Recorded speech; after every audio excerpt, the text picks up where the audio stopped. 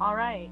Welcome everyone to our Tuesday, June 2nd legislative meeting. I'm sorry for the delay. Hopefully you can, well, we are just starting, so you are not late for anything. Please stand for Pledge of Allegiance. I pledge allegiance to the flag of the United States of America and to the republic for which it stands, one nation, under God, indivisible, with liberty and justice for all. Okay. Oh, I forgot. Brenda, would you please call the roll?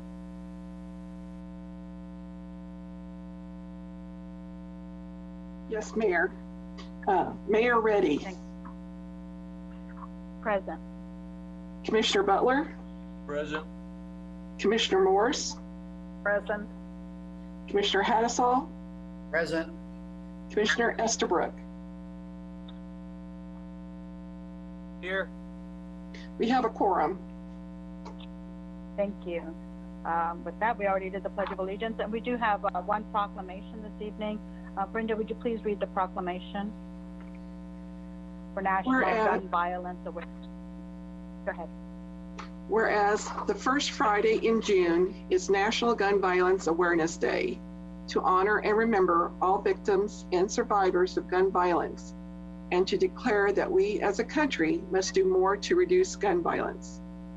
Support for the Second Amendment rights of law-abiding citizens go hand in hand with keeping guns away from people with dangerous histories. Mayors and law enforcement officers know their communities best, are the most familiar with local criminal activity and how to address it, and are best positioned to understand how to keep their citizens safe. The pandemic facing America has drastically impacted communities and individuals sheltering in place, which may result in situations where access to firearms results in increased risk in intimate partner violence, gun deaths, suicide by gun, and unintentional shootings. In January 2013, Adia Pendleton, a teenager who marched in the presidential inaugural parade and was tragically shot and killed just weeks later, should now be celebrating her 23rd birthday in early June. To help honor Adia and the Americans whose lives are cut short or forever changed by shootings every day. By wearing orange on the weekend following National Gun Violence Awareness Day, Americans raise awareness about gun violence and honor the lives of gun violence victims and survivors. Now, therefore, I, Yusha Rady, Mayor of the City of Manhattan, Kansas, do hereby proclaim June 5th, 2020 as National Gun Violence Awareness Day in the City of Manhattan, and encourage all citizens to support local efforts to prevent the tragic effects of gun violence and to honor and value human lives. Thank you, Brenda. With that, we go on to public comment. This is Mayor Reddy. We have been doing public comments where they can be turned in till 5 o'clock on Tuesday, and I'm not sure, I believe there was one, was that right? Yes, we received one public comment, Mayor. Okay. And so we don't take public comments, live public comments. With that, we'll move on to commissioner comments. Are there any commissioner comments? I don't see my screen. There we go. Mark. Oh, yes. There we go. I just wanted to apologize for my casualness, but I'm promoting the Bloodmobile donations. There's been about over 2,000 blood drives canceled because of the COVID crisis and such. So people, if you have been a donor before, now would be the time to get back and re-engage. They've got all the safety precautions in place, and there's always a need for life-saving blood. So we're all in this together. Donate blood. Thank you. Thank you, Mark. Commissioner Estabrook. Hi. I just had one quick, trying to find a way to recognize some people that are doing some things in our community. And the Kaw River cleanup happened on Monday. And I just wanted to recognize and thank the 15 volunteers and staff of the Friends of the Caw. The Department of Wildlife and Tourism organizations helped with that. It was Monday, June 1st, and they removed 3,260 pounds of old discarded battery cases, tires, trash from the Kansas River.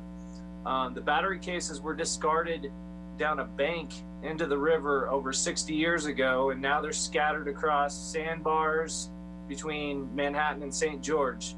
And so this is going to be an ongoing effort, and if people are interested in helping, they can go to, or they can email info@kansasriver.org. And that is my only comment. Thank you. Other commissioner comments?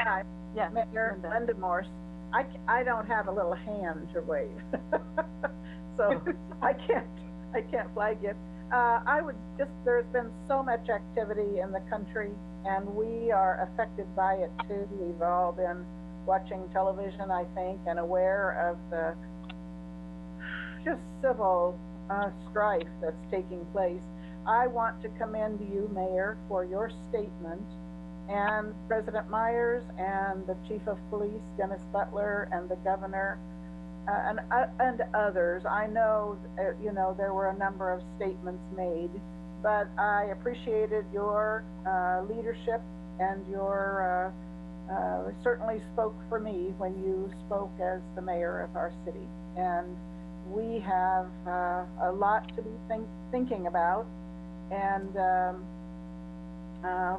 to find a way to try to just begin healing our country and healing our state, or sometimes our community is, I call it half full right now. So this would be a good time for us to do some soul searching and really thinking about how we can change things so that everybody is equal and all are represented. So that's what I wanted to say. Thank you. Thank you, Commissioner Morris. I believe there is a peaceful protest going on right now at Triangle Park in Manhattan, if anybody cares to join. And you're right, this is a time to reflect and see where we can make positive changes. June 5th, the proclamation was just read. So June 5th is Wear Orange Day in recognition of National Gun Violence Day. So I highly recommend you be an advocate. Census 2020, census is still going on, and we still have a ways to go. So if you have not taken the census yet, please take just a few minutes, 10, 15 minutes, and log on and take the census. It's extremely important. It does require a certain population. The more population you have, the more funds you get from the federal agencies, and it impacts our roads, our schools, and such. I wanted to see if Eddie or Ron can speak to the Parks and Rec. Some of our parks are going to be open starting June 10th, the playgrounds and Splash Park on June 15th. I wanted to see if one of you can say a few words about that so people are aware, those that may want to venture out. Go ahead, Eddie. Can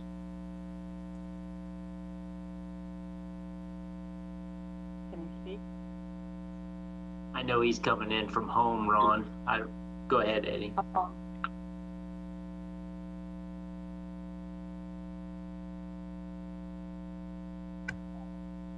I'm sorry, Mayor. Could you repeat that, please? I was in my kitchen. Yeah. Yeah. I know how these meetings go. Sorry to surprise you like that. I was just saying to the public that some of our playgrounds are going to be open here soon, next week, as well as Splash Park. And I wanted to know if you can give them a few details of if it's going to look different or if it's going to look the same, and what to expect when they go to our playgrounds and other things that might be opening up, such as the zoo or the Discovery Center and such. Sure. Yes, we are working on documents to provide our internal city safety committee. We have a process where we need to submit information to that committee on how we would go about opening up those various facilities. And yes, our starting point is playgrounds, and we hope to also accompany playgrounds with our outdoor restrooms, our zoo facility, and we do have sports fields open right now, but we are not taking rentals or reservations, and we hope to progress with those as well. How they will look, well, obviously, we are going to be taking fences down. That pains me to step to my office every day and see a fence around City Park Playground. So we'll be anxious to be able to take that down.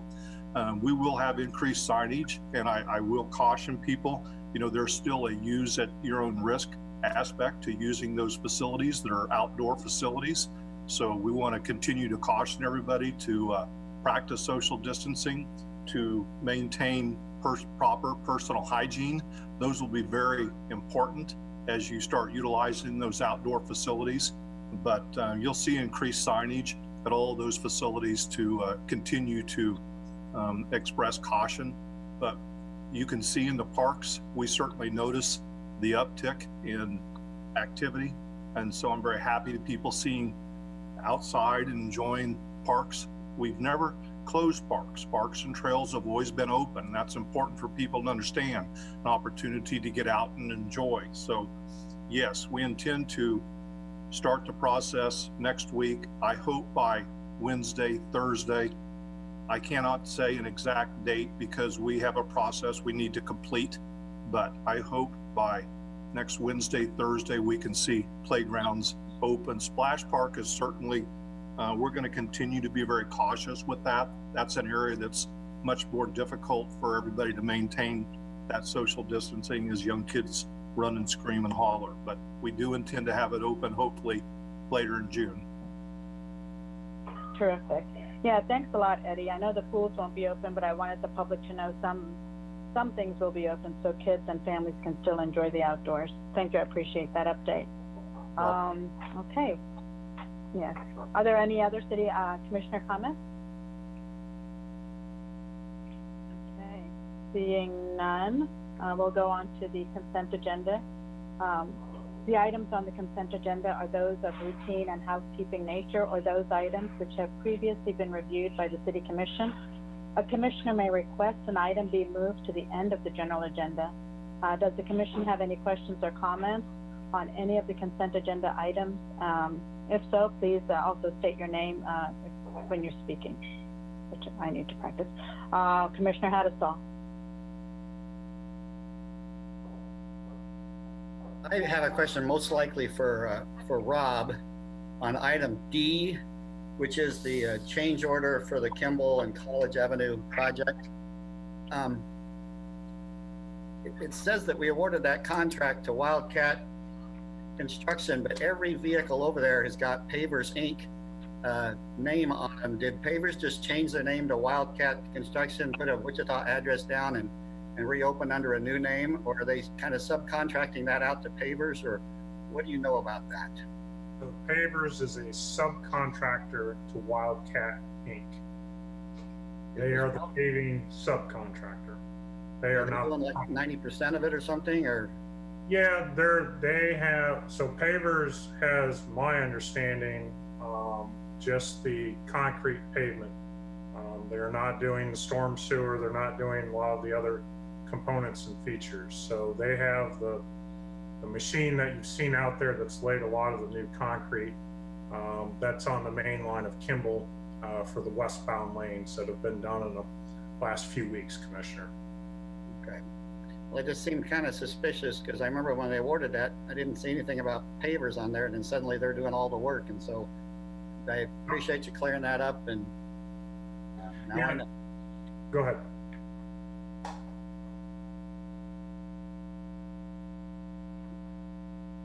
Thank you, Rob. Yes, thank you, Mark. Other questions that are about the consent agenda items? Okay. And since we're not having in-person public comments, unless they were already turned in earlier, we're going to move on. I don't believe there were any comments on the consent agenda, at least none that I received. Mayor, with that, is there a motion? Linda Yes. Morse, I would move approval of the consent agenda. Is there a second? Mark? Second. Keep two hands up. Thank you. Okay, with that, Brenda, would you please call the roll? Mayor Reddy, Yes. Commissioner Butler, Yes. Commissioner Morris, Yes. Commissioner Hattasol, Yes. Commissioner Estabrook. Yes. Motion carries 5-0. Thank you. With that, we go on to our first general agenda item, which is the Manhattan Town Center COVID-19 impacted rent payment. And Jason Hilders, our Deputy City Manager, will be presenting this evening. Thank you, Mayor, Commissioners. I'm going to go ahead and share the action or the agenda memo for this evening. We do have Donna Jacobson and James Neld with the ownership group for Manhattan Town Center as attendees, and they are able here to participate in our Zoom meeting. So a lot of what we're going to do this evening is allow you to ask questions of the applicant. Their letter is attached here, and it's fairly simple and straightforward request. They're looking to abate the rent that the land payment for the rest of the year, and this would obviously go through December 31 of 2020. I would call out an error on my part. We had received payments in January and April of 20, but that January payment was for the fourth quarter of 2019.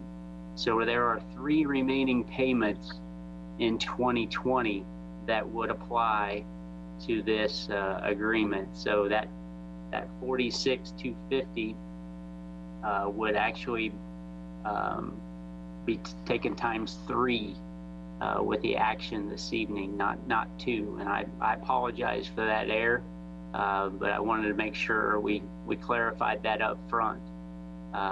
The mall ownership clarified that with me today as well. That was their understanding that it would be 3 payments. So I wanted to make sure you all received that information as well. So instead of 92,250, we're at or 92,500, we're at 142. 138,750. Thanks, Mark. So yeah, we're right around 140 grand. So the request, obviously, they've been impacted by COVID-19, and a lot of the tenants within the mall, they're trying to work with those folks. We've received land lease payments from the mall for over 30 years. We have a 99-year lease with the ownership.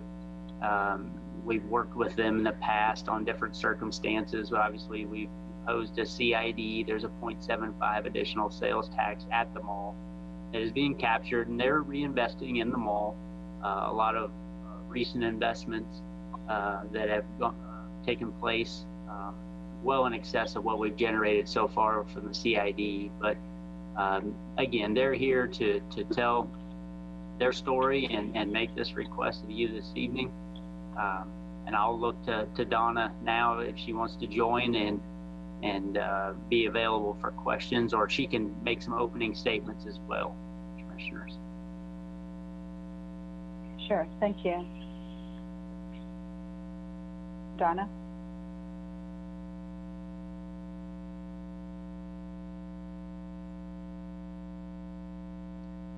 Jared, do we have to bring those attendees in? I see them out there as attendees, but I don't see them as participants.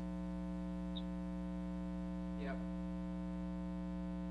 Thank you. Donna and Aaron. Donna and James. Donna and James.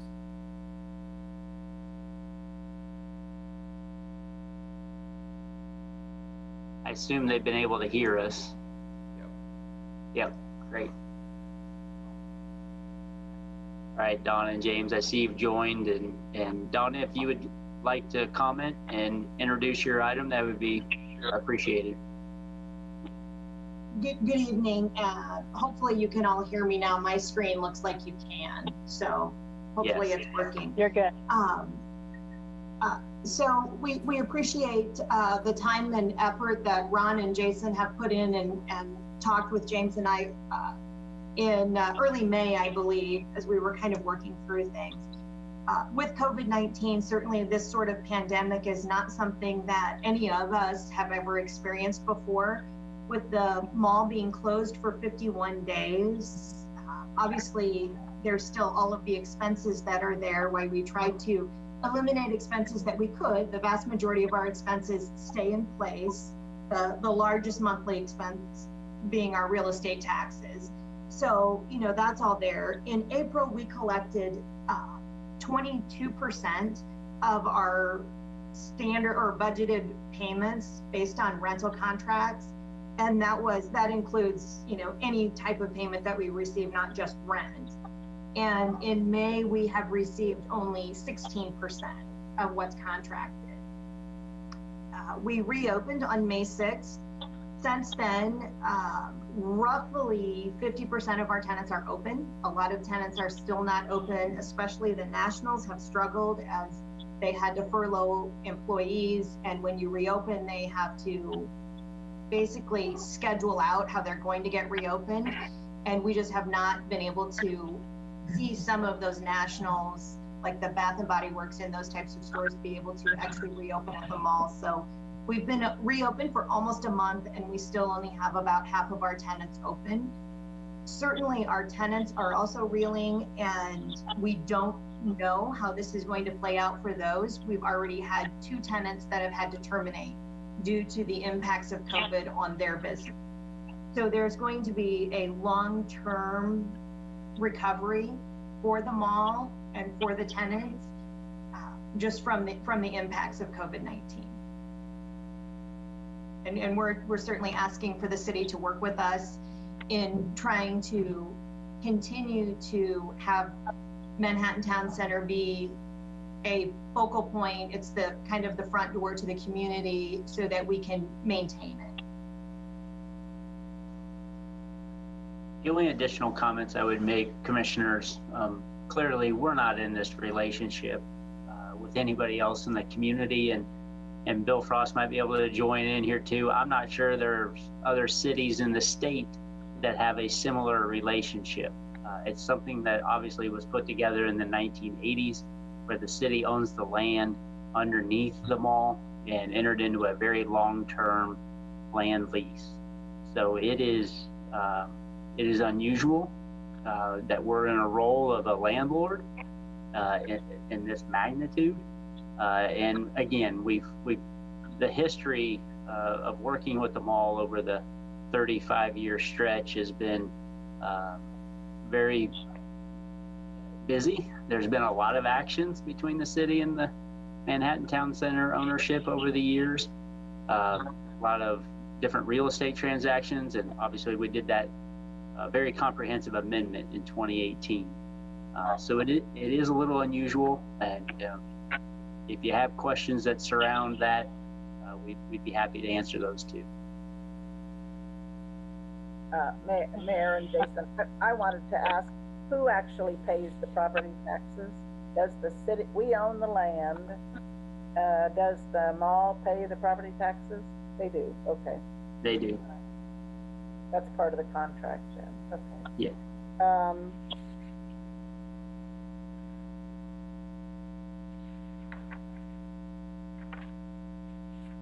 We have one question. It's on the agreement, I think. Oh, in the contract, it actually says the tenant's broker and the tenant, and tenant shall pay any commissions due. There's no commission for this transaction, right? There's nothing related to that. That's correct. This is strictly just the rental, the rent. Correct. Well, certainly, Jason, it's worse than we were prepared to think about it. 138,000. I would agree that it is significant.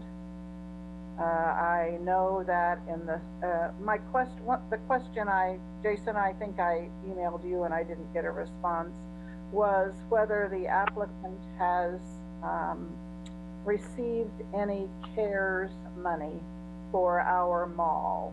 A lot of corporations have been applying for that money, and I just wanted to see if that was. Yeah, I reached out to the ownership as well, and Donna can comment on their efforts. I did check with the chamber as well.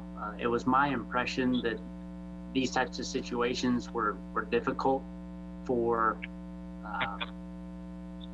property management companies to leverage any type of CARES money. They obviously were dealing with tenants that could, but not necessarily the property management company. If they have payroll, possibly, but that payroll would have to be through that PPP program, that payment protection plan. And I think that'd be more corporate than necessarily this site, as well as possibly some rent and utilities through that period of time. That's about the only feedback I got from the chamber. But again, Donna and I think they explored some things, but they weren't aware of anything available to them. So the owner has not applied for CARES Act money, and there was a lot of money distributed through the CARES program, big corporations. So Donna, did your company get any on behalf of our mall? The ownership here did not qualify for any federal or state programs, to the best of my knowledge, and we are not aware of anything that is able to be paid out. So there has not been any money at all received to the ownership. Okay, thank you.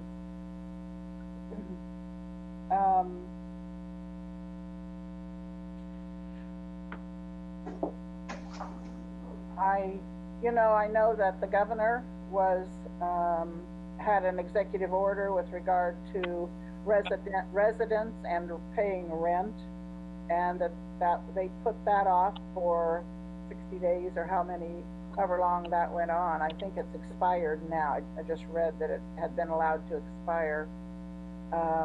So I know that we as a community have been trying to support the businesses here. We assigned $500,000 to the chamber to award in grants to our local businesses. So I can see some rationale for doing this. I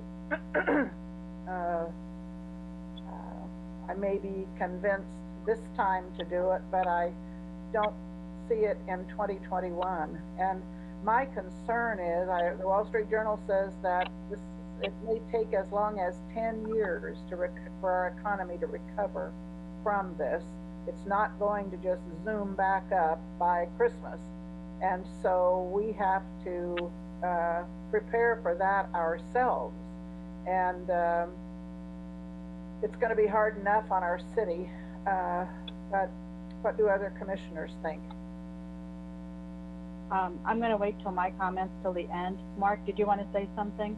Yeah, in the memo, they tried to kind of equate this to the rent abatement we provided at the airport, and that's not really the same thing, because we are abating that with federal money. It wasn't really any money out of our pocket. $138,000 at about a $600,000 per mil is like a 0.23 mil loss of income when you think about it. And when the RCPD and the city are nickel and diming about trying to keep like the mill levy flat, now we've got to come up, if we abate this, which we probably will, we've got to come up with another 0.23 mils, assuming that this rent money would go into kind of the general fund. Where does that rent money tend to go? Jason? It does go in the general fund. So the thing is that, yeah, we are giving the airport tenants federal government money. This is actually Manhattan City taxpayer money that we're not going to get, and now we're going to have to hit the public up for an extra $138,000 or 0.23 mils. So now we're already in the whole 0.23 mils if we want to try to keep the mill levy the same, which we're not going to be able to probably because of everything. But so we can't really equate this, is my one point. And secondly, it is going to be a bit of a budget impact. And thirdly,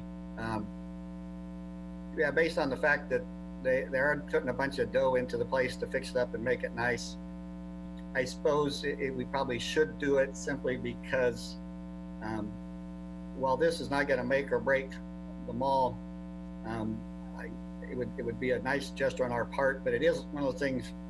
I just I don't like it because of the budget impact and other stuff, but I understand it wasn't their idea to close the place, and so this is the kind of painful aftermath of that closing that we're all going to have to deal with, and so I'd probably support it, but I don't like it. This is another one of those hold your nose and vote yes kind of a deal because of the budget impact.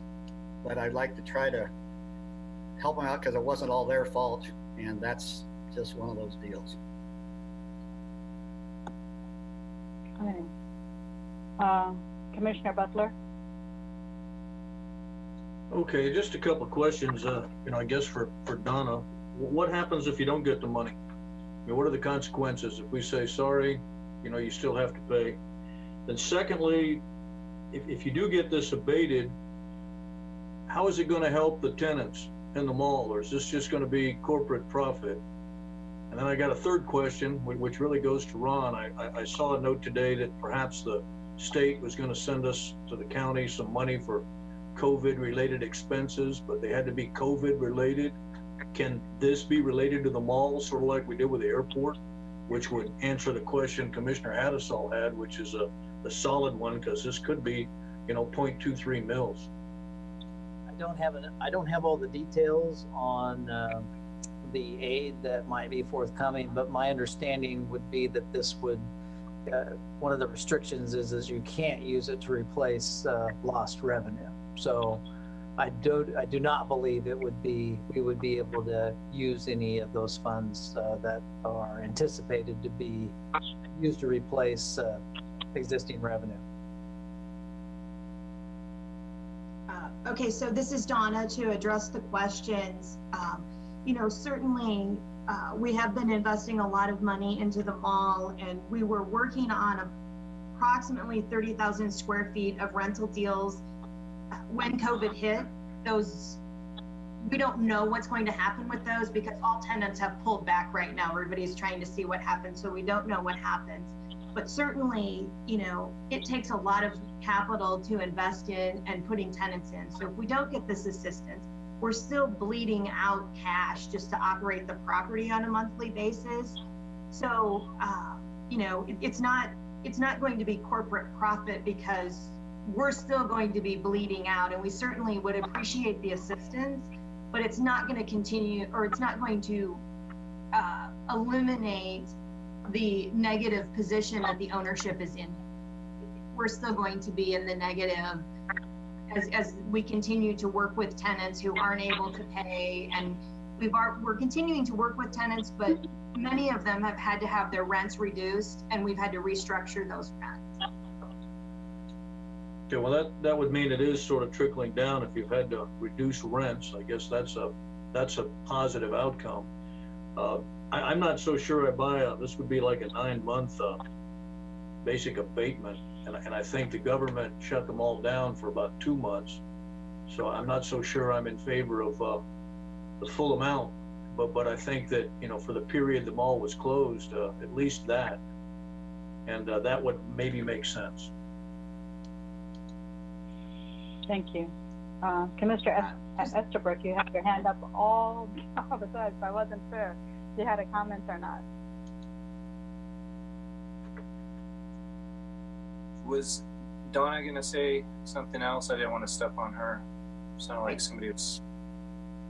This is Donna. I just wanted to clarify that the ground lease actually does allow the abatement during the closure period in the force majeure paragraph. So that actually is covered in the ground lease itself already as abated rent for the 51 days of closure.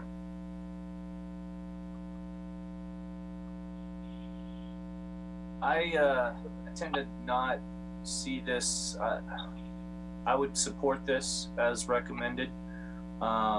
Everybody's voiced the arguments already, the pros and cons. It's not a great position to be in, but at the same time, if we can help give any kind of consumer confidence and tenant confidence to maintain that mall. It may be a small gesture on our part compared to what could be a much larger problem down the road if we have this empty mall, which nobody wants to see after all the investment that's gone into it. So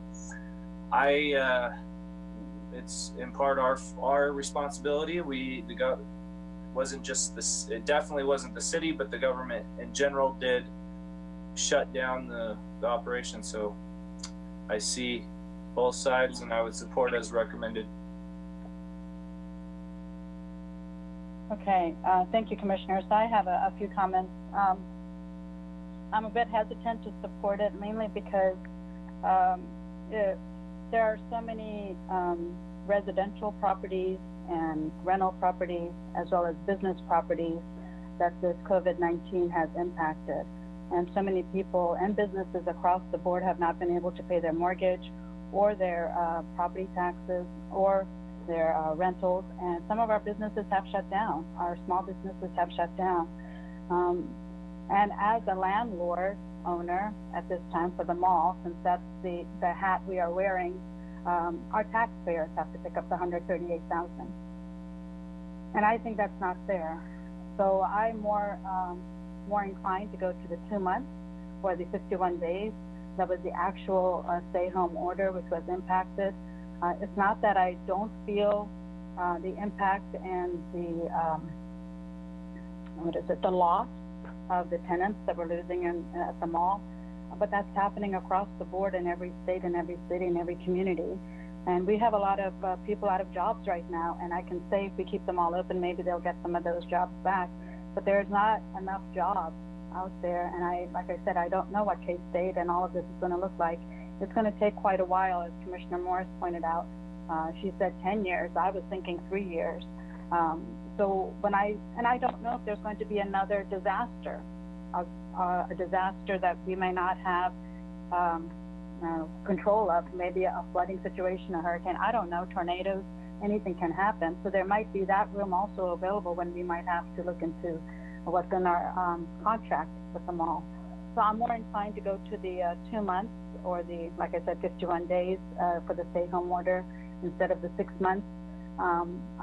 It's an equity issue for me as I see my small businesses shutting down. And I don't know how many are going to survive. We're not done with it, so in a matter of 4 to 6 months, may see more businesses shutting down, and we can't help them. And it doesn't seem right that our taxpayers have to pick up the rest of the tab for this. So with that, if there's more discussion, let's have more discussion. Otherwise, make a motion.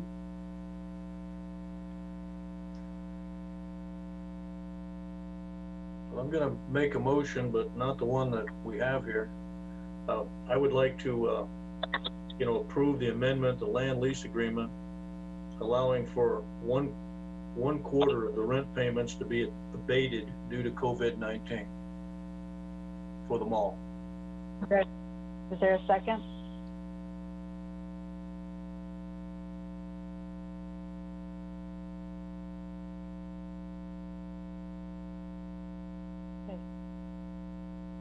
Can I second that?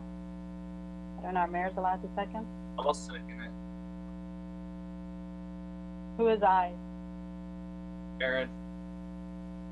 Aaron, okay. Commissioner Estabrook seconds the motion. Brenda, please call the roll. Actually, can time out. Hold on a minute. Can we, 20 seconds of discussion about that? Yes. I didn't second it because I would probably go up to the half, the 92,500. So if they've paid half, or they paid a quarter, they'll have to pay one more quarter, and then we would abate half at some point during the year. I would support that. I don't know if I'd like to do a little bit more than just abating the one quarter, but we can vote on it, and then if it passes, great. If it doesn't pass, I would propose the 92.5 on the abatement, but we can continue. Anybody else can weigh in too here. Okay, so let me just ask Ron a question, a procedural question. So the motion's been made for 2 months. Our original motion was for 2 payments, but what we realized it was actually 3 payments. So Ron, if Mark says he's for what the original was, is that for the 2 payments, or as Jason pointed out, the 3 payments? So the motion that Wynn made was for 1 quarter. That's your motion that's on the table. You could try to amend that motion if there's a desire to do that. Or if there's not, then if that motion passes, that's what it is. If it fails, then there's an opportunity to make a new motion. Right. What I'm saying is the motion in our packet, is that for 2 payments? It's for 3. That was the original concept. For 3? Right. But the agreement that's in place would actually provide for 3, is what the agreement says. Even though it's for a term, we had mistakenly identified that we thought 2 payments for this calendar year had been done, but it was actually just 1. So the agreement, I think, is accurate. It just, because it doesn't specify how many, it just says for the remainder of the calendar year, I believe. Okay. All right. So the motion that's on the table right now is for 1 quarter, and there was a second by Commissioner Estabrook. Brenda, please call the roll. Commissioner Butler, Yes. Commissioner Morse, No. Commissioner Hattasol, No. Commissioner Estabrook, Yes. Mayor Reddy. Yes. Motion carries 3-2.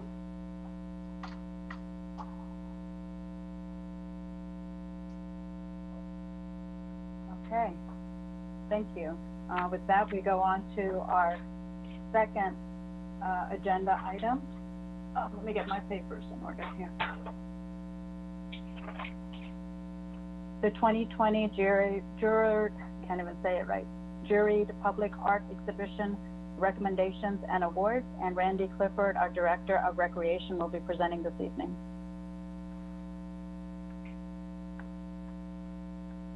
Good evening, Mayor and Commissioners, and thank you for the opportunity to speak to you this evening. It's my pleasure to bring you this recommendation for a project that's been almost 2 years in the making. So very excited to be able to present this to you this evening. I'm going to share my screen so we can bring up the PowerPoint.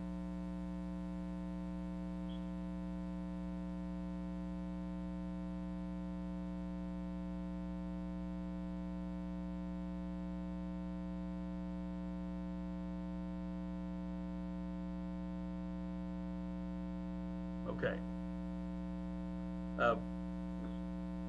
Jared, you let Aaron into the meeting too if you haven't already. You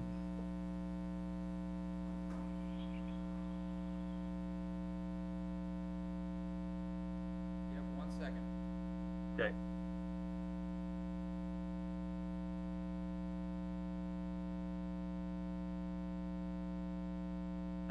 As you mentioned, we are here to talk about the Juried Public Art Temporary Art Exhibition. This is a mouthful. And I wanted to also introduce Aaron O'Lean, who is the chair of the Arts and Humanities Advisory Board, and we'll make sure that he is available to speak to any questions you might have as well this evening.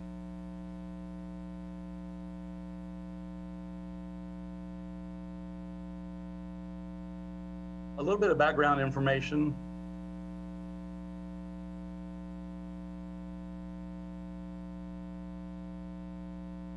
This idea about bringing a juried public art project to the community was first presented back in November 2018. And the Arts and Humanities Advisory Board had an update with the commission. We talked about several different ideas for projects and kind of direction for promoting public art in the community. We did discuss some opportunities for public art and reviewed examples of other juried art exhibition programs in other communities, several in Kansas. And we also discussed the opportunity for some funding sources with the Greater Manhattan Community Foundation. In the meantime, Arts and Humanities Advisory Board formed a juried art committee to kind of go to work on putting a program together. We researched other juried art exhibition programs, identified and mapped some suitable installation locations, defined selection criteria and a process, and we coordinated with downtown Manhattan, visiting with DMI, the board and their staff about site selection, looking at possible sites and getting input from that group on doing something in that downtown core area. And then ultimately we developed the call for art and an RFP document that we were going to put out there and submit for entries. The funding was provided for our project budget by a $10,000 grant from the Greater Manhattan Community Foundation. And then we were fortunate enough to be able to have that supplemented by another $10,000 grant from the Deal Community Grant Program that's also administered by GMCF. And for a total project budget of $20,000. And this does allow us to provide artists honorary for up to 10 pieces, and also cover some other expenses such as the concrete pedestals, installation costs, juror honorarium, entry website, and some publicity materials to help promote the program as we unveil it. Our timeline for this project, the call opened in October of last year. The deadline for entries was after the first of the year. We had a selection process that occurred from January to March with a juror, notification of artists in April, installation of the selected works, and we have delayed this time frame a couple of times. And again, with all the restrictions with the COVID pandemic, it's impacted virtually everything we do. And so working with our artists and their timelines, working with our own staff and our ability to be able to have people available to help with the installation process, we pushed that back a couple of times. So now we are hoping to commence that pending approval this evening, this week, and run through this month of June into July 1st, and be able to open the exhibition in early July. And then the de-installation works would occur next spring and at the end of April.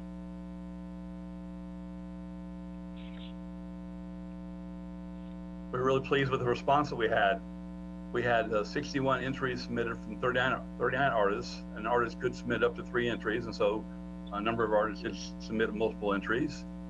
We had a wide range of locations represented from our artists. We had local, in-state, and 17 other states represented, and that was from coast to coast. We had artists from New York, Maryland, California, Minnesota, Texas, a wide range of locations. Really pleased with the response that we had this first year, and really going into this not having a sense of what that would look like for us. So I know the board and our committee was very pleased with this first year response.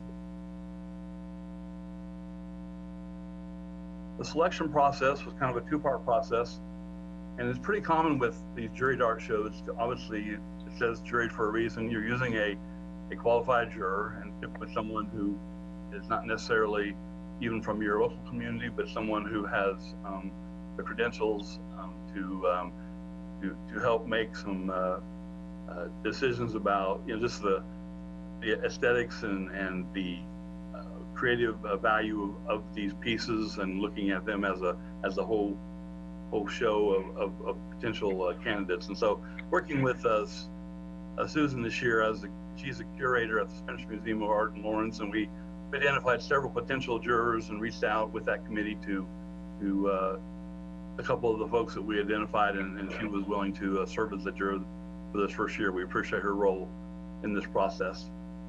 Those recommendations, and she provided the 10 finalists along with 3 alternates that came back to a 7-member selection review committee, and that was made up of some local representation. We had city staff, AHAB members from the board, business representatives, and arts professionals on that committee. And their role was just to kind of look at the selections of the juror and start to help in assisting with the placement of the art and the installation sites that have been developed in this as part of this process.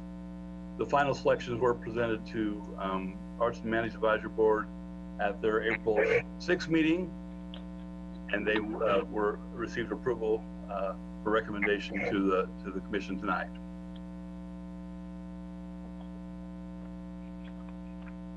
As far as the installation sites, we have developed 10 installation sites that were designated along the 3rd Street corridor, and kind of create a logical walking tour in an area where we have quite a bit of traffic, basically from ranging from the Blue Earth Plaza up to the Osage Pocket Park, which is on all along 3rd Street, about a 5 or 6 block area there.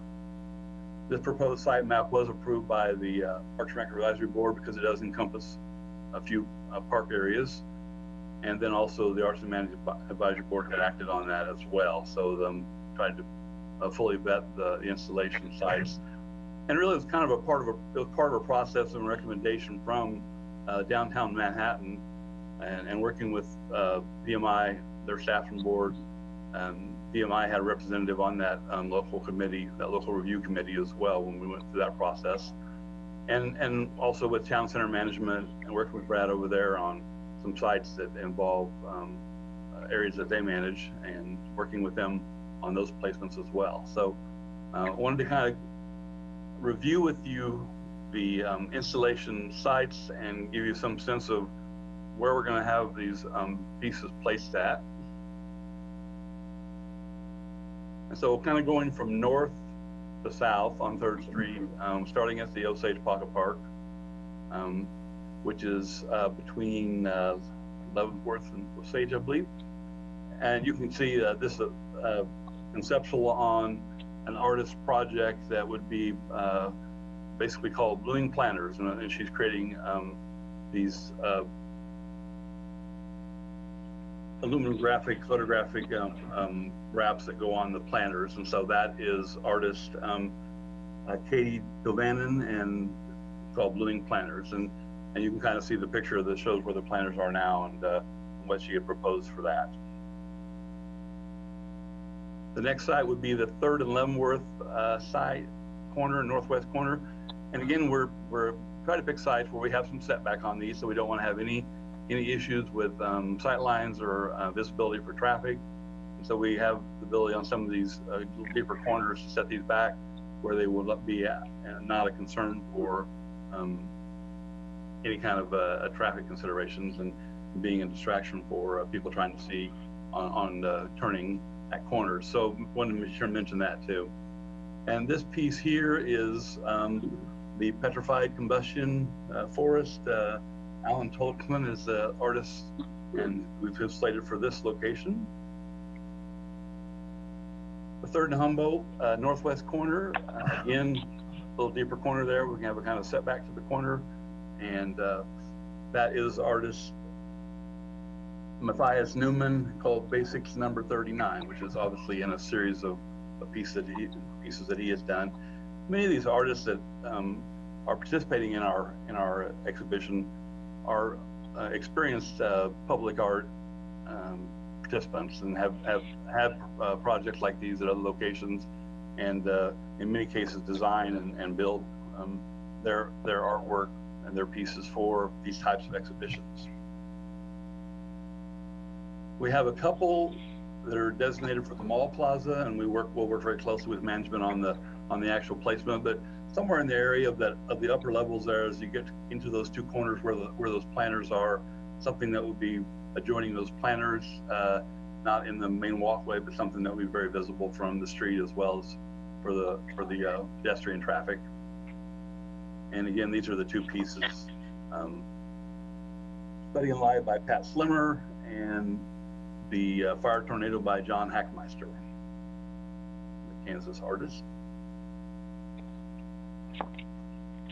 Next location, mid-block between Points and Houston, and it's actually slated for that landscape bed that sits back a little bit further, and a little bit of work, picture maybe a little bit older, but a little bit of work involved with getting the landscape beds prepped and working with Casey Smithson and our Parks Division who will be the folks that will be helping us with some of these, coordinating these installations and working with the artists on getting their pieces installed. And this piece here is a local artist. This is Owen Ertling, a gilder working the gears. And so he'll be at that location. Next location, a little bit farther down in that same block, there's kind of a bare landscape bed that's had a couple trees removed. And so an opportunity to kind of dress up this bed, clean it up a little bit, and do some work with another location for the piece is called Tipsy by artist Craig Snyder. Next, moving south still, mid-block between Houston and Pierre, we've got a couple, and this can kind of go on either side of this intersection. This is the town center area there with some parking lot. There's some deeper sidewalk cutouts on either side of that intersection, placed in either one. But just to give you an example of kind of the back corner of that, that particular cutout, and it is a piece that's not a great width on this piece, and that was intentional, so we didn't have something that was going to have a big footprint for that spot. And that's Joelle Ford, and her piece is entitled Red. And then finally, a couple of locations down in Bloor Plaza, more at the 3rd and Colorado corner. Again, we've got some big spaces there that we can have appropriate setback and kind of keep it out of the main traffic flow and even out of the main pedestrian path, but it will not be something that will take away from other uses there. And on this corner, we would have the piece entitled Growth and Expansion by Emily Weiskopf. And then finally, a little further to the south, the mid-block area, another larger open area at the Bloor Plaza, and that will be the piece called Magnify by artist Kirk Cease. So those are the 10 locations that we have developed and kind of screened with our committee, local group that helped with placement. Feel very good about how those are kind of laid out for this exhibition. So again, the recommendation that we're bringing to you this evening is we've actually to accept the recommendation of the Arts and Humanities Advisory Board for the selection of the artists and the installation of artworks for the inaugural City of Manhattan Juried Public Art Temporary Outdoor Exhibition. And we would be commencing with installations as in this next month, as I mentioned earlier. Be glad to answer any questions you might have, or if you have any questions for Aaron and working with AHAB and their role with this project as well. I do want to just, before I turn it over to you, I want to commend Aaron because he's leaving our board next month. But I appreciate his leadership as the chair of the advisory board and helping to kind of shepherd this project through and having a board that's really become much more engaged in trying to help advocate for projects and promoting hopefully the first of many public art opportunities in our community. Thank you, Randy. It's always good to have a little bit of money to spend on art. We've been wanting to do that for quite a while. And Aaron, would you like to comment? Aaron Oline, would you like to comment? I know you've been waiting for this for a while, and it's finally happening. Would you like to address the commission on your feedback or any comments you have? Yes, thank you, Mayor and Commissioners. Am I coming through? Yes, you are. Thank you. Well, I have to thank the commissioners. I have to thank city staff for being receptive to this type of project and enabling us to move forward. I have to thank the Greater Manhattan Community Foundation that provided us with a significant amount of money to attempt what we hope will be the first of an annual exhibition. And also thank our board members and the local selection committee members that devoted time to this. This, I think, can help continue the momentum of public art that the private group Incite MHK recently helped bring to the forefront with the mural on the wall of AJ's Pizza. They're not officially involved with this project, but it's my understanding that they're happy to see another arts project that will help bring public art to the citizens of Manhattan. And I think that it's actually a good time for something like this in the face of many stressful things that we're dealing with right now in our society and community. Not that those stressful things will go away, or that some pretty artwork is going to solve some underlying problems and issues, but hopefully this will be an opportunity to give some people something positive to enjoy. It's something that I think they can enjoy in a socially distant manner by walking outside or driving by in their vehicles and viewing these pieces. Ultimately, our hope is just that this would help continue bringing recognition and interest in public art to the city of Manhattan. And we hope that the commission can see the value in that. And I think it's a great opportunity that we have these funds, private funds from the Greater Manhattan Community Foundation. So other than staff time in assisting with this project and installation, this initial exhibition is not going to cost the taxpayers of Manhattan any significant amount of funds, in my opinion. Thank you, Aaron. Yes, I had a conversation with Vern Hendricks a while ago, maybe last year even, and I spoke with Commissioner, former Mayor Karen McCullough yesterday, and she's absolutely excited and thrilled that we're finally going to be moving forward with this. And I believe Gina Scruggs was very much part of those conversations for downtown and in the region where to place the art pieces. So it is exciting to see this happening. Commissioner, comments or questions for any one of them? Mayor, I had us all here. 2 questions for Randy. In a year, the artists get their projects back. Is that right? We pay them some money for having done it and provided it with it for a year, and then they take it home with them in a year. Is that right? That is correct. It's essentially a lease agreement in which we are allowed to use their piece for that period of time, and then it does return to the artist at the end of that time frame. I made a mistake. I only have one question for you. Yeah, my only other comment is, yeah, I'm a huge fan of privately funded public art, and this is a great example of that. The Native American statue on the roundabout there at 4th and Bluemont. I'm not sure if who paid for that, but I'm afraid I think the taxpayers probably did on that one. But yeah, I'm all in favor if we can find private money to provide this kind of artwork, and especially something like this for a year at a time where it'll be new and fresh. After a while, we'll get some new stuff and people have another reason to go check it out. I think, and once we've kind of got this process established, I would hope that it'll be easier next time. There'll be even more interest. It'll be easier to raise the money. It'll be, it can really grow from here from just 10 to hopefully a few more, and maybe work its way down points to some of the other downtown streets also. And that is certainly our hope too, that this will just be the starting point for future exhibitions. And I will mention one concept that we hope to add, maybe even in a future year, in the near future, is the idea of taking it a step further and having a public, people's choice type of contest with the exhibition, and then the winner of that each year would, if we have funds available, then we have an opportunity to actually purchase one item at the end of each year with that People's Choice Award, and then have something for a permanent placement in a public location. And then we start to build some inventory of our permanent art as well. Good idea. Other commissioner comments? Linda, yes, I recall that this has been on the agenda for some time with the Arts and Humanities Committee. I know that there was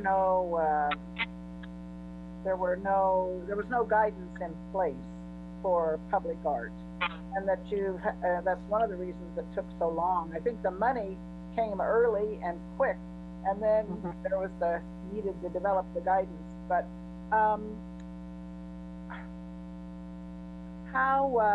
did we design the program so that it was only like 9 months the art would only stay, less than a year.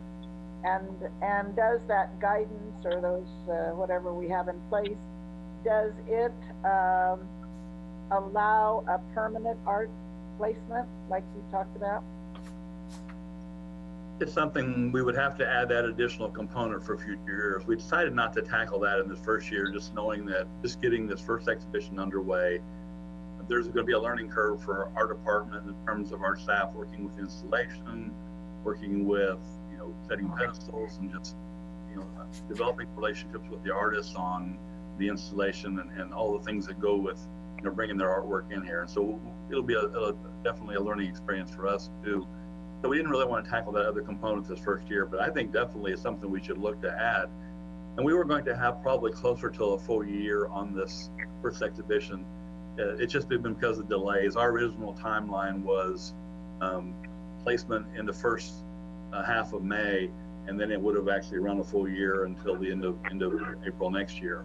But because of just working with some of the restrictions we've had here recently and being able to get this ready and back to a commission meeting, being able to work with the artists who are facing some of their own challenges with fabrication, with materials and some of the things they need just because of some of the COVID restrictions and closings that occur out there in their industry, just like every other industry. And so we've pushed it back a couple of times. So typically we would try to have a time frame where they would be in place for more of a full year. We're just going to be a little bit shorter on that this first year. I'd like to ask you to go ahead and work on the language of the permanent placement so that there's no big long delay when we get ready and want to do it. I'm a supporter of public art. I love seeing it in the other communities that I visit, and I'm so glad that it's time for us to have public art here also. And I'd like for you to work on the permanent placement. We have the permanent pieces we have are nice. They're just, I guess it's expensive, and so the long term would be a good addition. Thank you. And I will also add that with a partnership with the Greater Manhattan Community Foundation, they do have some resources available with that Deal Community Fund, and a portion of that funding was dedicated for art. And so we need to, as our processes kind of catch up with, further developing public art policy, how are we going to accept donated art? How do we go about, putting together RFPs to go after these permanent types of installations? Those are all things that our board will continue to work on as after we get this project under our belt. Okay, good. That'll be a nice addition. Thank you. Thanks to everyone. Thanks to everyone. Yeah. I was thinking this is, like I said, been a long time in the works. I think a mural idea is wonderful. They don't need to be installed, and I would like to see more of those, and maybe we can have a competition for that as well, if we can provide a wall space for people that want to do something like that, even for our schools. So Randy, what happened, are all of these, I'm sure you already checked all of this out, as far as weather, we are insuring it? I mean, who is responsible if there's any damage or anything else that happens to any pieces of art? We don't know what the weather is going to be like. I don't know what kind of materials they need. What is the city's responsibility? Part of the process of this review was to look at the materials and look at the durability of these projects. And that's one of the things one of the considerations for outdoor public art, obviously. We are in the agreement we have is essentially a lease, and so we have some responsibility for keeping these in good shape and working with the artists. And I believe the language in the agreement states that if there is any maintenance that's needed, that we consult with the artists at that time and make decisions about anything that might need to be done in order to make repairs. Or if necessary, if something catastrophic occurs, we also have the authority to remove an installation if necessary. Okay, thank you. Well, I'm really looking forward to seeing all of them. If there are no more questions or comments, I'm ready for a motion on this. I wanted to just comment that I think the committee did a great job. I'm with Mark Hattisall. I have no problem at all with, Greater Manhattan Community Foundation and private funding of these type things. The city's got a long tradition of that, everything from the Overlook to Johnny Caw to the Flag Plaza to the Pavilion. I mean, we just do that a lot in the city. And that's a major plus, so I'm happy to see that. I also think you did an excellent job. I think there was some real angst, I think, initially with DMI and some of the merchants wondering, okay, what was this art going to look like and what kind of problems was it going to cause? You did a great job of working that out, and also the committee did a great job of selecting. And I took an art appreciation class once, but I know nothing about art and have to defer to the experts. And I can say this, by looking at them, now some people are going to say, maybe use the term interesting, the way they're constructed, but for sure I don't think anybody can say controversial. Right. So that's excellent because you avoided that one little thing that might have caused a problem. So I just want to thank the group. I think you did an excellent job. It can't be done any better. Thank you. Appreciate that. And we're excited that we're able to bring it to this point. Thank you. Aaron? Is there a motion? I'm willing to make one. Aaron hasn't spoken yet. Oh, okay. I don't have to speak, Okay. but I mean, we covered it. I'm all in favor. Let's get this going. They've waited long enough. Okay. Sounds good. Mayor, I move that the commission accept the recommendation of the Arts and Humanities Advisory Board for the selection of artists and installation of artworks for the City of Manhattan juried public art temporary outdoor sculpture exhibition. I'll second that. Okay, Julie. Great.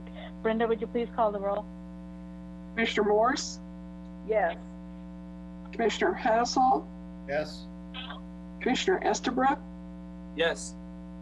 Mayor Reddy, Yes. Commissioner Butler. Yes. Motion carries 5-0.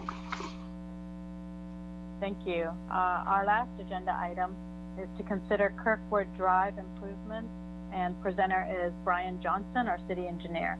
This was originally on the consent agenda, and it's a long one, long motion. I don't know how long this is. But Mayor? go ahead, Brian. Mayor, we skipped one there. So the next, we had the expansion of the businesses on city property. Oh, okay. I'm out of order again. That's all right. And Katie Jackson, I think, is going to lead, or Jason, are you going to introduce it? No, Katie has a brief PowerPoint, and we can get right into that. Okay. Go ahead, Katie. Okay, Mayor, are you able to see the PowerPoint and hear me? It just went to your screen. It was up there for a second. Oh, Katie. it was? Okay, that's weird. Great how about- view. It's your mountain view.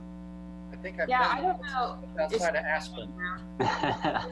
Yeah, nice. Let me move it over here.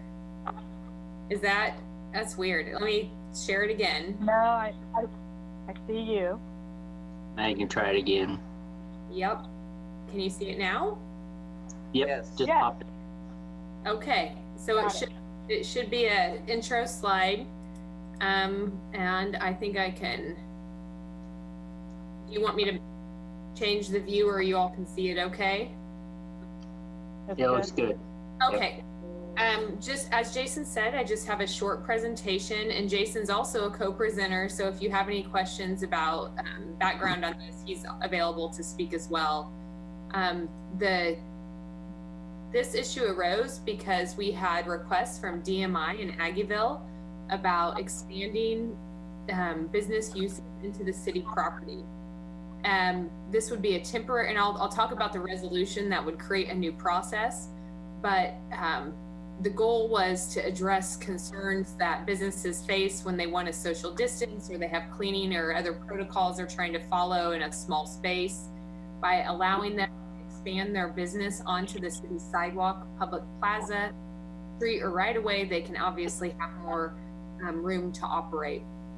So tonight we have a resolution before you that would create a new expedited permit process that temporarily allows businesses to expand onto city property. As I mentioned, one of the main purposes is to help protect the public health and allow those businesses more opportunities to comply with social distancing and other protocols. And then another wonderful impact of it, we hope it has, is that it creates a vibrant and safe shopping and dining outdoor area for our community. Although we have requests from DMI and the ABA to do this in downtown Aggieville, another business could make an application. This is not limited to those districts. So the resolution does a few things.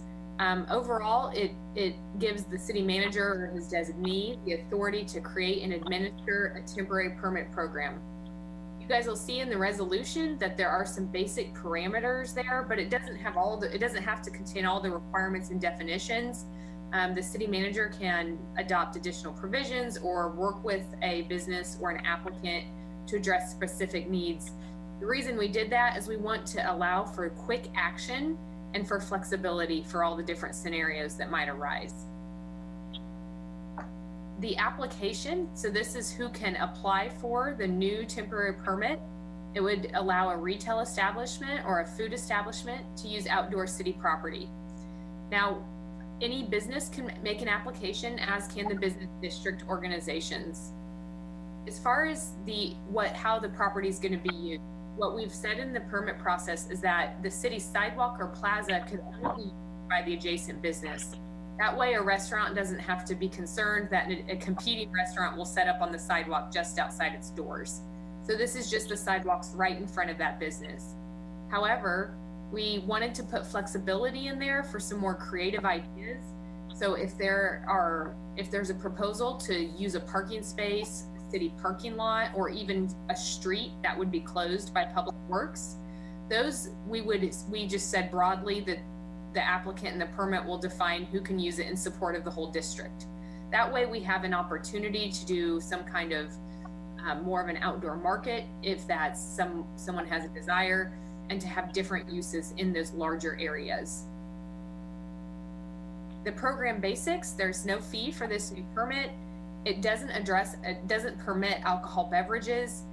Per this permit, there's other ways that there could be a special event permit that can involve alcohol.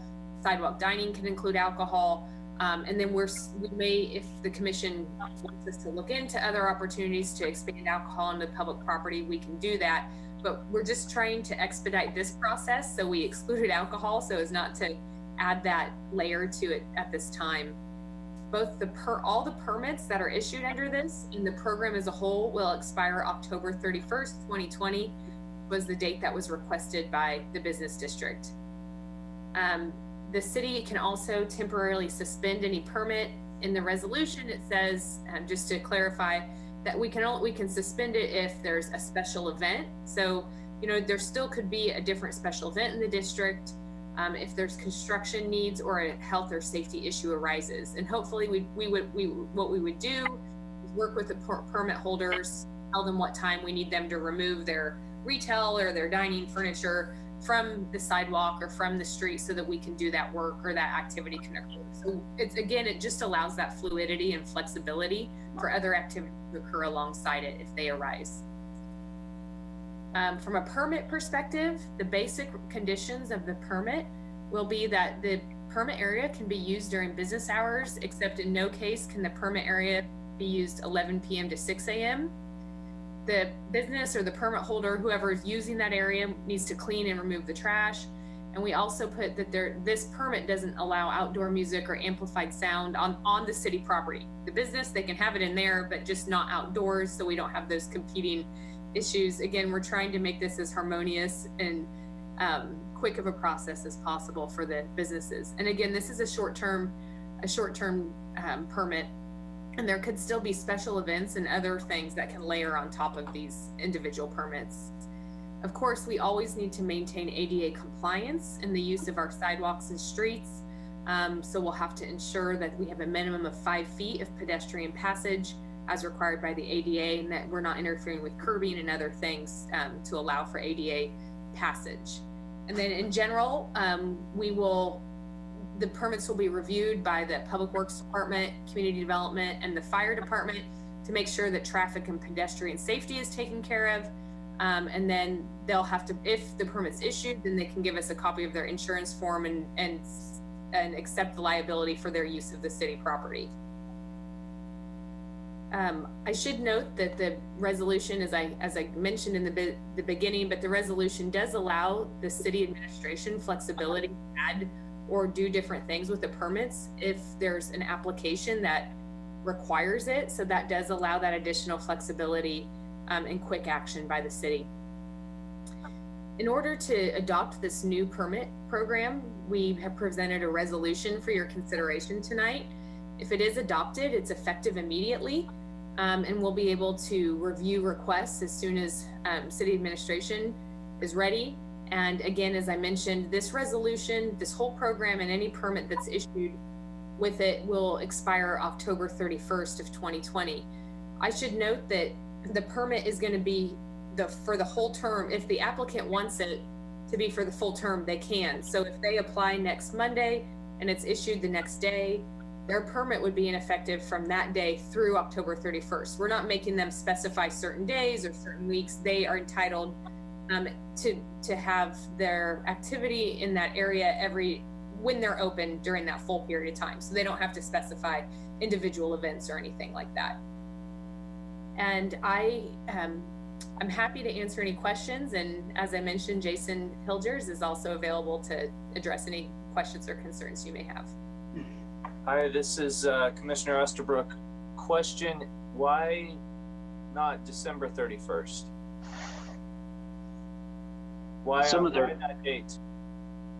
Some of the requests had to do with just kind of the time of year, the weather, and the type of event that is being discussed and proposed right now. The weather was a determining factor, and we didn't want to go too long to give the commission uncomfortableness with extending this program within city administration discretion. So both districts appeared okay with that date. Most of the events they'd like to do are well before October 31. But you know, if the commission wants to extend it further, you're more than welcome. There is no opposition to do so.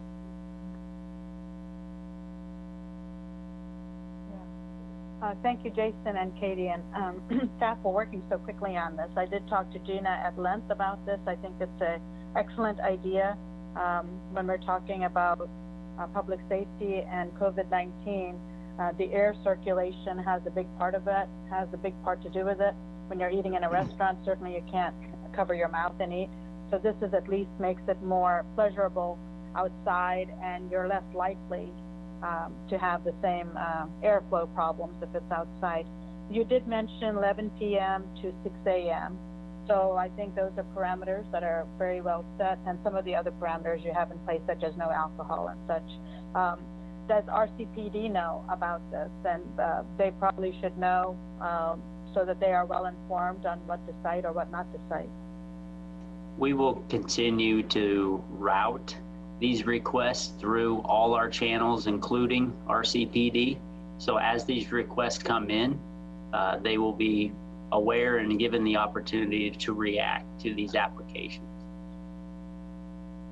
Yeah, because in some areas they may feel they need to walk around a little bit more just to keep an eye on things. I do have a few other comments and questions, but I will open it up for the city commission as well. And Mayor, just to add, if PD has some issues and they report back to us, as Katie pointed out, we can suspend these for a temporary basis or even a permanent one if we don't feel like it's something we can continue to do safely. Sounds good. All right. Mayor, I just have a question quick. I like the idea of this. Obviously, it's not going to appeal to every business, and it's not going to appeal to every customer, because if you can't have alcohol while you're having your meal outside, then you're going to be cooped up inside again. But I understand why you left the booze part out of it.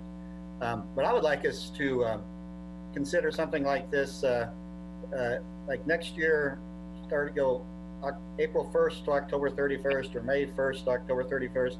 And even though this thing is a temporary program, I would like us to consider, if it goes reasonably well, this has something to go in place April 1st for next year, and make it an ongoing thing. If we want to go April 1 to October 31st, there's always a limit on it, because the weather is going to be the determining factor. No one's going to sit out there 28 degrees and snow eating a steak and something, because I'm not really worried about it going too late, people wanting to go into November and December, but I would just like to see this on an ongoing basis made available in an expedited permit way, because that's the way government should work, in an expedited and helpful way, so that it's better for business and easier to provide services that people want. And so I think we should streamline and simplify everything, every permit thing we have, as much as we can. Thank you. I do have. Other commissioner comments? Yes, Yes, Linda. Linda. On page 1 of our packet down at the bottom, it's talking about, and the expanded use could be allowed to occur for an extended period of time. So if we pass this tonight, it will stay in effect until October 31st, right? That's when it expires. Okay, I just wanted to be sure. And then I've got some other questions here. I would expect, reading the material, to have the business districts apply, like the Aggieville Business District and the downtown, because of the requirement for $500,000 insurance policy.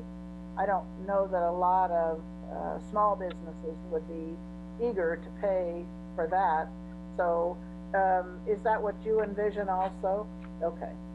Yeah, we actually have applications from both, and they both need a little work, but we're going to convey that to them. We'll work with them, and I think you'll see some activity very quickly in both districts. I was interested in the enforcement piece too. Can you just cancel the permit if there's some reason that is onerous? I mean, how do you plan to enforce violations, I guess? That might be a serious one. So the permit, when we issue the permit, we can temporarily suspend it. And like I said, that's if there's another activity in the district that there could be some conflict between this use and another one. But as was mentioned before, that includes the ability to suspend it for health or safety reasons. And then all of our permit standards say that if you violate the conditions of the permit, then we can revoke the permit. Okay. That way, if somebody, for whatever reason, is wildly out of compliance, we're able to revoke that individual permit to that permit holder. I was thinking of a business that might just decide that they were going to stay open until 2 o'clock in the morning and keep their outside activity. So I'm just thinking of we just need to be able to have some parameters. And you mentioned normal business hours, and that would be for the individual business, but just not 11 p.m. to 6 a.m.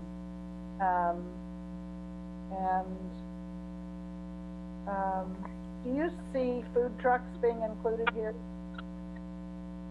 So from a permit perspective, if the food truck wouldn't be able to expand onto a sidewalk or a public plaza in front of a different business, because we want the business to have the first opportunity to locate in front of itself. But a district, if they propose something that includes a parking lot or a parking space or a closed street, part of their permit could be to bring in some other kind of activity. Okay. That would be something that they would be able to propose in those larger areas. So the farmer's market could have food trucks there too. I don't see many there for some reason. Maybe they don't allow it. I'm not sure. Okay. And I think those are all my questions. Thank you. Commissioner Butler has some questions. Yeah, I think this, as I talked to both business districts, it's a great business-friendly plan, and I think it allows them to get creative and maybe help us get the economy going a little bit quicker. So I'm 100% for it, and I also want to concur with what Mark Hattasol said about maybe taking a look at putting something like this in place on an annual basis. Yeah, I think, like I said earlier, this is, and it makes, and it's also good for the community and the vibe and the aesthetics of being a vibrant community, but it also increases consumer confidence if they feel like that now they can go outside and eat and then go home. So it's, you know, let's see how it goes. It's worth a shot. I've seen other communities try to do it, and maybe it is something we want to put in place on a more permanent basis. I like what's been drafted. And always look for things that we can work on to make it better, or things that didn't work at all, and how PD also deals with some of these things. And also make sure that other business districts know about it, not just Aggieville and downtown, but other business owners. I don't know how you communicate with all of them. I know Little Grill started having table settings outside, and this is not out of the ordinary, like when in downtown they use the sidewalk space for summer sales. So this is not too far of an out of reach. So with that, is there a motion? Yes. Oh, Mayor, Yeah. I was going to say yesterday, yeah, I have been participating on Zoom in the International Town and Gown Association conference yesterday, today, and then it wraps up tomorrow. And there's been discussion about this kind of thing happening just across the country. As every community seeks to recover economically, this is a boon to encourage people who are apprehensive about the social distancing, and it's a way to restaurants would be so limited with just the tables that they have. So this is a great way to expand. So it seems a natural thing, and wish we had thought of it sooner. Mayor? No, I'm glad for doing it. Yes. I move that we approve resolution number 060220-B, authorizes city administration to administer a temporary permit program to expand retail and food service establishments onto city property through October 1st, 2020. Second. My text says that it is a resolution number and then an A, I think. Did you say B, Aaron? It says B. Mine says B. Okay. Mine says A. Okay. I'll go along with whatever the majority. Sounds good. Brenda, would you please call the roll? An old copy. Commissioner Hattasol, Yes. Commissioner Estabrook, Yes. Mayor Reddy, Yeah. Commissioner Butler, Yes. Commissioner Morse.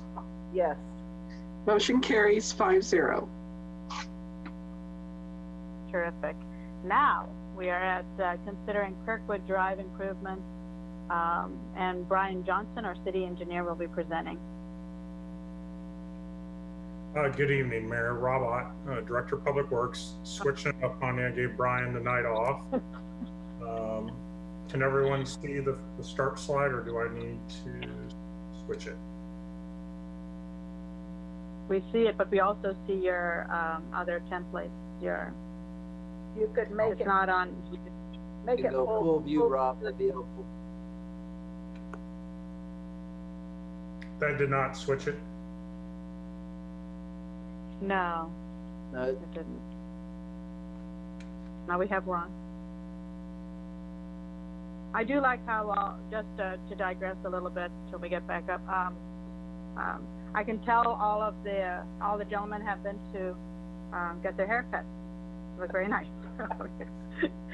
I haven't yet. You haven't. Rob, you're good. I'm still real bad. I'm scheduled for 2 o'clock tomorrow. There you go. It's probably the longest I've ever had my hair during this pandemic. Okay. All right. Thank you, Mayor. Rob Ott, Director of Public Works. Gave Mr. Johnson the night off. He's dealing with some other issues for me.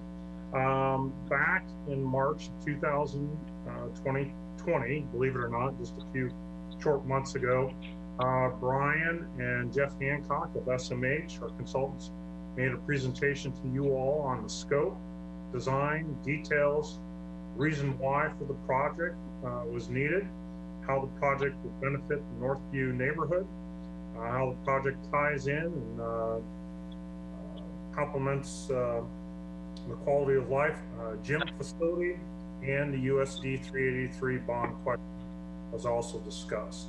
So that's kind of the background. I've used the same slides as March, so I'll probably move through those fairly quickly just to help refresh folks. So again, overall site plan of existing conditions, just to help orientate everyone. Hopefully everyone can see my mouse. Marlette Avenue along here, east to west, US 24 or Tuttle Creek Boulevard, Walters Drive, Eisenhower Middle School, and no physical connection today across the Marlette ditch connecting Walters Drive and Marlette, and Kirkwood will change that.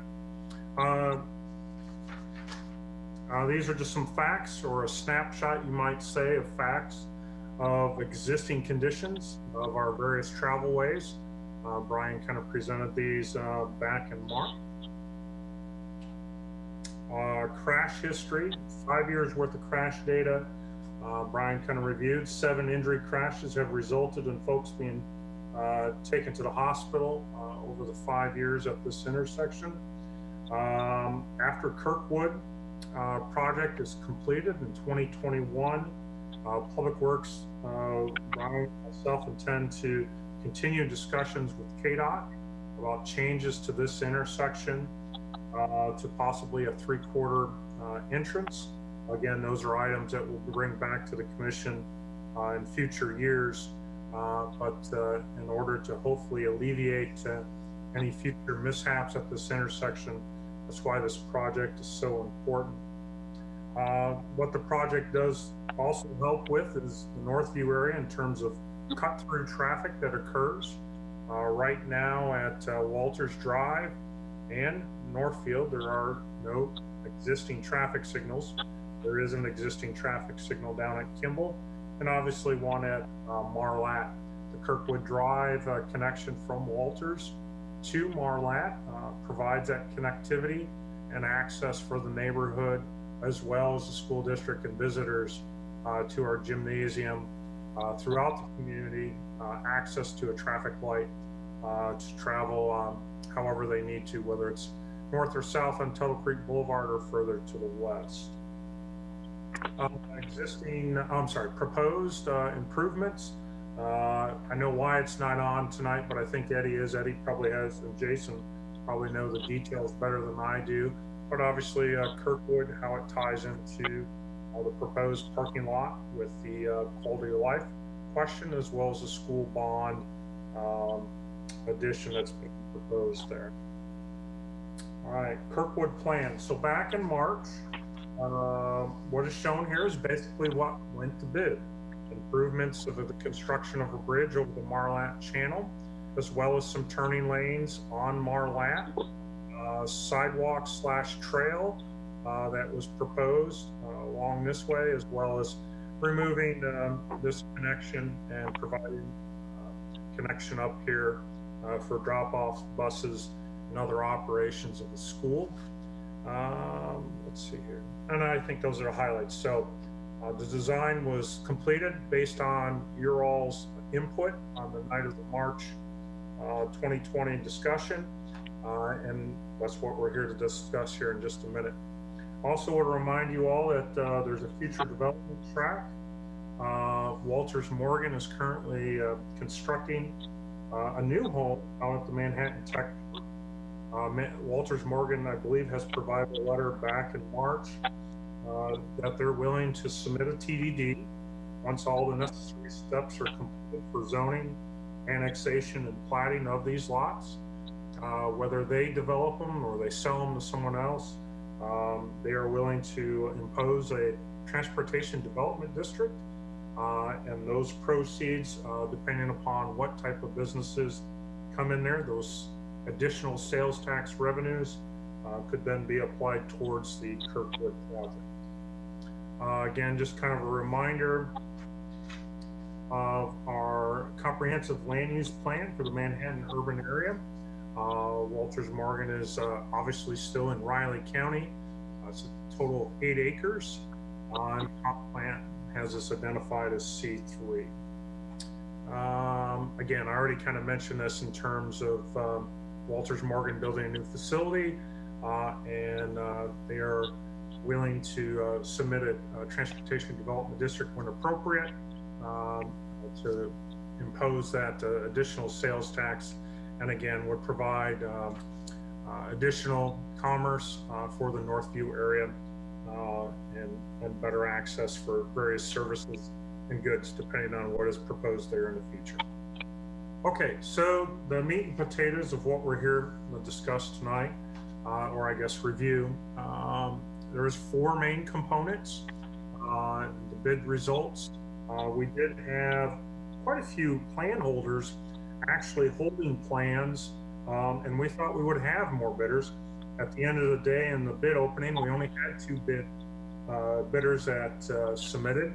The low bidder was Ebert Construction of roughly 1.6 million, with our engineer's estimate at 1.96. It is broken down into a water main component, a street portion, the storm and the bridge component, as well as a trail. I guess this is kind of an overall capture of anticipated cost of the project. I believe the temp note bond resolution tonight is for $2.26 million. So there's some contingency and then obviously interest as well. The original design agreement with SMH was roughly $188,000. We are asking you all tonight for additional construction, engineering, observation services from SMH to assist us specifically with the bridge. And frankly, I am short 2 inspectors at the city, and we're short staffed and having difficulty recruiting for the last almost a year now. Walters Morgan easement, we are still waiting on an appraisal. The range of that was between 50,000 and 75,000. As soon as we had it, I obviously picked the higher number and computed it into the grand total. There's an Evergy utility relocation cost. And I do want to remind you that the school district did take action, and the amount of real estate and easement that they donated to the city was in the 6 figures. And I'm greatly appreciative of the school board and my counterpart Eric Reed for facilitating that and getting that approved and accomplished to save the project overall a great deal of money. And then we have what the previous slide had, which was Ebert's low bids, all 4 parts of 1.6 million. So funding sources. I know that you all enjoy Randy's and Brian's lengthy work session annually on revenues for the various funds. And we talk a lot about forecasts. And in those forecasts, these projects are in there and the exact amounts will be programmed. So when the project does bond, the water fund will cover the water main relocation, which was roughly 160,000 over whatever the life of the bonds. I assume it'll be 10 years is what Finance Department Administration will most likely recommend when it goes to bonding. Stormwater fund is the same thing, roughly 700,000. Quality of life trail path is roughly 43,000. And then we also mentioned STP, or the Surface Transportation Program, which is the federal exchange program of KDOT, where they allow us to exchange dollars. They keep the federal dollars and they give us roughly $500,000 per year that the city receives and goes towards various projects. And certainly this project is eligible. You'll also have the Transportation Development District. And if that falls short, again, you have the bond and interest fund. I believe in Brian's memo, in the portion, if we were to get no TDD, would be roughly a 0.04. And again, there'd be 3 to 4 years from now before you would have to make that decision on final bonding costs. But again, there's numerous different options, and we've left quite a bit of flexibility in all that. Let's see here. Timeline. I'm sorry if the dates are tough to read or the months.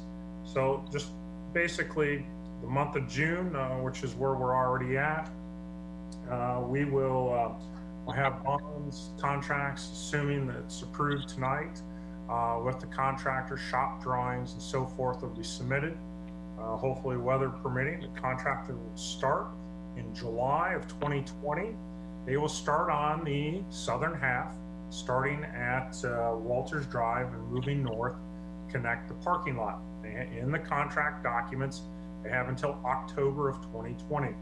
Well, the reasonings behind that is that we believe that the heavy construction in terms of activities for the gymnasium and the USD 383 bond project will be completed, and subcontractors for HVAC, drywall, all those folks will then need access on a daily basis. So that's the connectivity to the parking lot.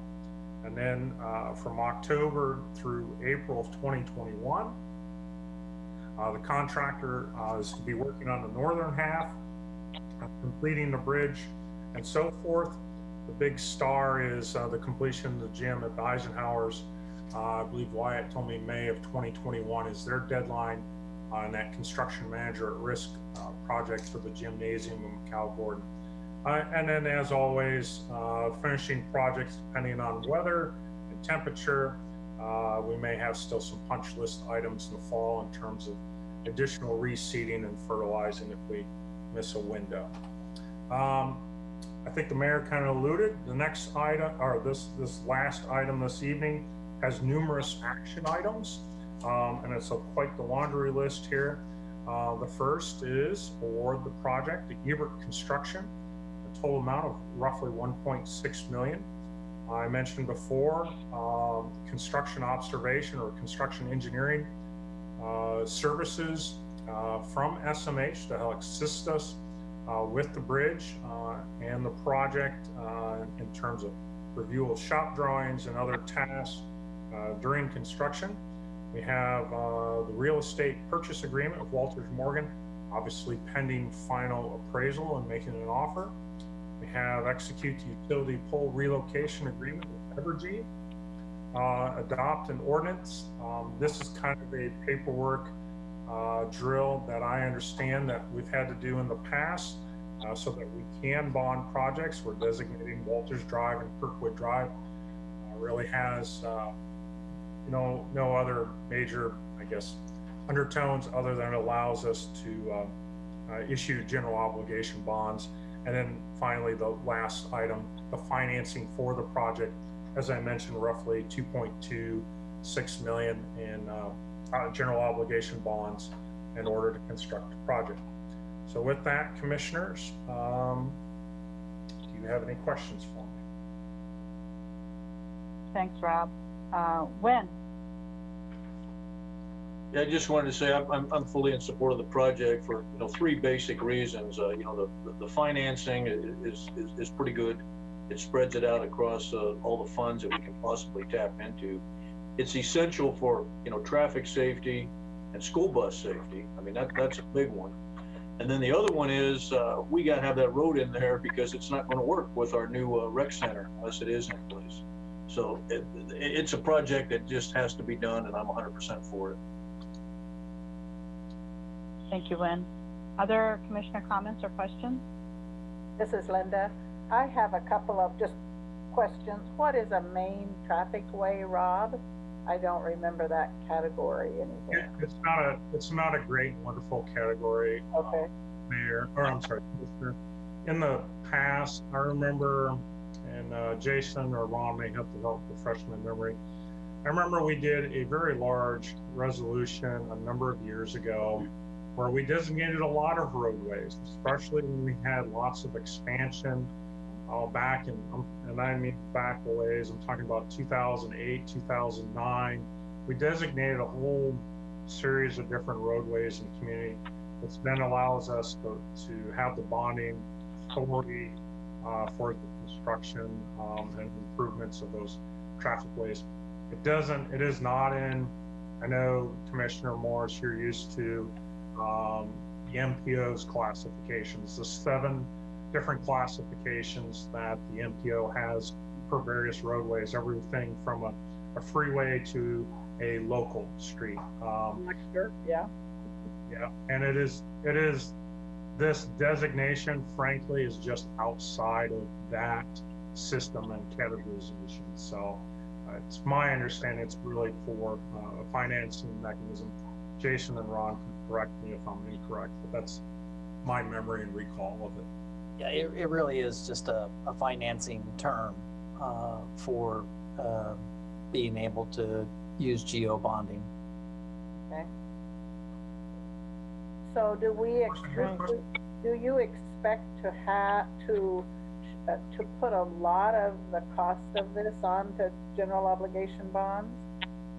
So almost all of our major debt service are general obligation bonds. That gives us the best interest rate overall. It doesn't, our geo bonds have a variety of different revenue sources. So it isn't just property taxes that goes into geo bonds. So in this case, that would be the last resort. So we're very hopeful that that commercial area will redevelop or will develop once it's annexed into the city, and with the TDD in place, that could help it out for a very long period of time. So yeah, it's not uncommon for projects to have a variety of revenue sources, but still we issue general obligation bonds for that purpose. Rob, could you put the map back up again? I noticed that the sidewalks seem almost connected to the road as it goes north on Kirkwood. Is there, which means that the people using it would get splashed, I would think, in bad weather. And maybe it's just the way it has to be drawn. You know, Mayor, I'm not going to pretend that I got the most recent drawing. This was obviously, again, I mentioned, I mean, there is green space here. Okay. If you're super concerned, I will gladly grab some details. No, I just wondered. What I also observed was that lower down on the map, where the road comes away from the school to Kirkwood, there's no sidewalk there at all. Is that on purpose? So Mr. Hancock and myself and Brian had quite a bit of detailed discussions about that. I can certainly get those final drawings and share them with you. We did have quite a bit of discussions about that activity and so forth. So I would think, I was just going to make the point that I would think it would be a high traffic area for foot traffic, even if it was just on the one side, so that you didn't encourage people to go across the street. Anyway. Yeah, there's still going to have to be a crossing of Walters Drive, but yes, we had quite a bit of detailed discussions about that. Let me hold the final drawings and I can send you something separate. Okay. Well, don't go to a lot of trouble. I was just curious as we went through it. I hate to get down to after it's built and we're missing sidewalks close to a school and have to put it on the 5-year safe routes to school. Yeah. Oh, no. Okay, good. And I do want you to know, we mentioned myself and Mr. Johnson and Hancock, but we also did engage Eric as well. And I want to say Jeff may have also engaged the principal with the school as well. So there were some stakeholder input as well from the school districts. Okay. I wanted to ask about the property to the west of Kirkwood that we're counting on developing, obviously. Are we going, is there anything special about that property that are we going to have costs to develop it also, to any roads or anything expensive? I'm certainly not aware of any. Rob could chime in, but the fact that we have 2 primary roadways with Walters and Kirkwood on either side, plus actually I'm not sure whose the jurisdiction that frontage road is on the west, but yeah, there's primary access, there's the utilities that are adjacent, so, you know, I think it's kind of up to the developer to propose whether or not there'd be any internal streets, and those would be subject to specials and that sort of thing. It will depend on how that developer proposes to organize that, but I wouldn't think there would be any city at large expense anticipated there. No, I would anticipate either private internal driveways, parking lots, or if there is a public street, as Ron mentioned, classified as a local, which would be 100% that benefit district's responsibility. In terms of sanitary sewer, there's a very large trunk main already out in Marlatt, as well as water mains in Tuttle Creek Boulevard in Marlatt as well.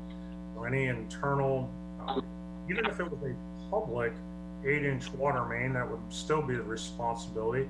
Your cost share resolutions that you all have passed in the past state again, that's 100% the benefit district, as well as even if there had to be 8-inch sanitary sewer main, those diameters and those sizes again are 100% the benefit district, Commissioner. Well, everything we're doing is for the benefit of the school, it seems to me. And so this piece on the west is an unknown that I hope doesn't cost us money. I think this is a good plan. And I mean, I'm anxious for Northview to have this benefit. This school, the traffic is only going to increase with the addition of our gym. And I think this is something that has long been needed, and I'm glad to see a solution. I can tell the solution wasn't that easy to get to too, so just to having said that. Yeah. Thank you, Linda. Are there any questions for Rob from the commissioners? No, I'll make a motion. Sure. It's a long one. Yep. Find that, I move that we find that Ebert Construction of Wamego, Kansas is the lowest and best responsible bidder, award and authorize the mayor and city clerk to execute a construction contract with Ebert Construction in the amount of $1,593,539.29. Authorize the mayor and the city clerk to execute contract amendment number 1 in the amount of $39,450 with SMH Consultants for construction administration services. Authorize city administration to negotiate and finalize, and the mayor and city clerk to execute a real estate purchase agreement with Walters Morgan as long as the purchase price does not exceed $75,000, and authorize the mayor to execute a utility pole relocation agreement with Evergy. Approve ordinance number 7481 designating Walters Drive and Kirkwood Drive as main traffic way connections, and approve resolution number 060220-C authorizing the Kirkwood Drive Improvements Project ST1811 SM1816 WA1820 PD2002 and the issuance of general obligation bonds to finance said project. I'll second that, Commissioner Hattushaw. Excellent. Brenda, please call the roll. Commissioner Estabrook, Yes. Mayor Reddy, Yes. Commissioner Butler, Yes. Commissioner Morse, Yes. Commissioner Hattushaw. Yes. Motion carries 5-0. Terrific. I think that's it. I believe we have a work session next week. Starts at 5:30, and that's still via Zoom. With that, we are adjourned. Thank you, everyone.